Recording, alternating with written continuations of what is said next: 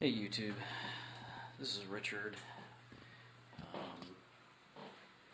Just wanted to share my kitchen project that I've been working on. So my wife and I decided we wanted to redo our kitchen, and I decided that I would take on the project of doing a lot of the work myself, and that included creating cabinets, using existing cabinets, not necessarily buying all new cabinets. So I've been working on building some new ones and fixing existing ones that needed fixing and making some modifications that we wanted to make. So going through the kitchen right now, I've just been in the process of building everything that I can build while my wife still uses the kitchen.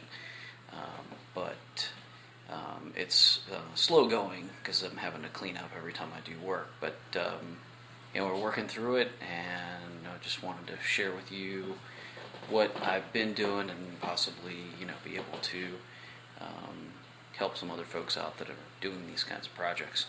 So we decided we wanted to do a double oven or a wall oven. We haven't had a wall oven. We have a range right now, and as you can see, the layout, this is the current layout of the kitchen. There was a doorway here, and we ended up making it a pocket door instead of just a swing-away door, because we had originally a pantry here that was built in into a wall, and then a doorway with some shelves in it. But I actually wanted to have it more of cabinetry, so that's what I ended up building, this pantry cabinet right here. And it'll have two doors on top and then two doors on bottom, and then some sliding pull-out shelves here. I made it extra deep. Typically cabinets are 24 inches deep. I made this one 26 and a half inches deep, because we're going to be putting our refrigerator right here, and it's a counter depth refrigerator. And then I had to make a counter depth cabinet above, which I'll show you in a later video. And then I also have a wall oven cabinet that's going to go alongside it, so it'll be framing the refrigerator on either side. It'll be a microwave and the oven below it with a couple of drawers. And then some existing cabinetry that we had before, I had to cut it down because it was longer than what I needed. And so right now it's been taken off in the garage. And then this is the existing cabinets from what was previously here. So right now I'm in the process of finishing some of the work that I did to the kitchen sink cabinet, and as you can see, I added another face frame in front of it, and partly because there wasn't really anything wrong with the existing face frame, but my wife and I had bought this KitchenAid dishwasher about a year ago, because the other one conked out, and so we decided we're going to get the one that we want, since we were redoing the kitchen. But as we've been shopping for other appliances, we decided we wanted to get the dark stainless steel, which doesn't match, because now that we've gotten this regular stainless steel one, we've noticed a lot of stains and fingerprints on it, and it doesn't stay clean, and I don't really care for that. So we like the idea of the dark gray stainless steel. It has a finish on it that won't actually make markings on it, so it's like a clear coat on top of it, so it's pretty nice. And so what we plan on doing is actually, I wanted to build this out so that it was more flush with this, and then I'm going to be putting a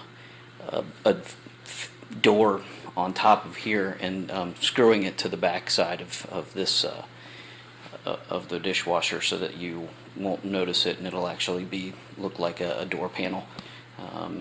So that's why I wanted to make this kind of flush with the dishwasher. So it was really a lot of work just to make it look nice. It was mostly cosmetic, because there's nothing wrong with the frame, other than I did have a partition here, so there was actually two pullouts for sponges, in the original version, and then it had a partition here, so there was 2 doors, and I didn't care for that because it doesn't leave you a lot of space to get into the sink area, because that partition was always there. So I decided to open it up and then just put the 2 doors together and just make the doors that I purchase a little bit wider so that they'll actually fit flush with each other. And then I've also opened up this area. This was my original pull-out trash can, but I have a newer version which is a little nicer. Got cabinet grade plywood to build a version of that. A little lighter, the second version that I made, the 2.0 one, and I'll show you that soon. But what I've decided is, rather than making it faux 2 doors, I'm just going to buy 1 panel. And then I'm also going to do another one here. Right now I just put back the shelves that were existing, and I had a door here, but I took that off, and I just put this back so that my wife can use this for the time being, because we have very little, as you can see, we have very little space to put things right now.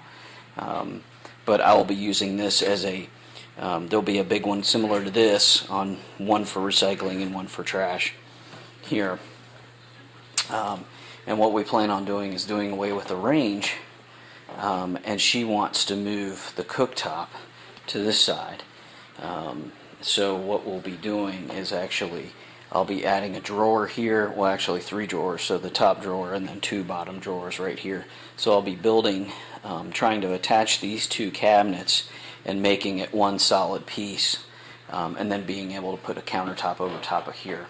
So basically flip-flopping the work area for the kitchen.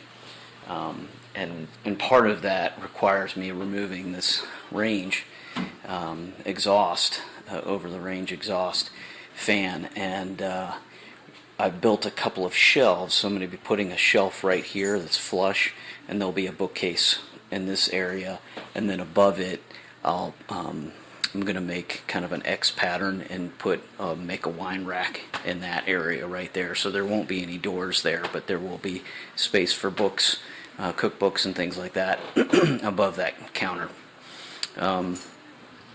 Going over to this side, since my wife wanted to have a cooktop on this side, could have certainly done it with this cabinet, but the problem that I was running into was we wanted to have the exhaust fan, and I didn't really necessarily want one that was going through the ceiling. So we decided to get a downdraft version that we would put in here, but by doing that you can't use a depth of 24-inch cabinets, so you had to make a deeper cabinet here. So I actually extended the depth of this cabinet by 5 inches, but this is not the one that I built a completely new cabinet for it, and I actually ripped the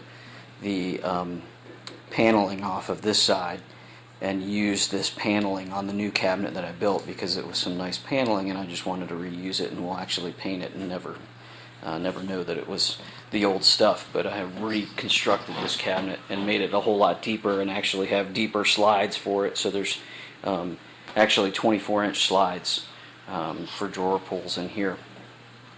And I'll show you that cabinet as well. So we're still keeping the same layout of the kitchen that I had before, but we're just making it a little nicer, and making it a little more usable for my wife and myself and the family.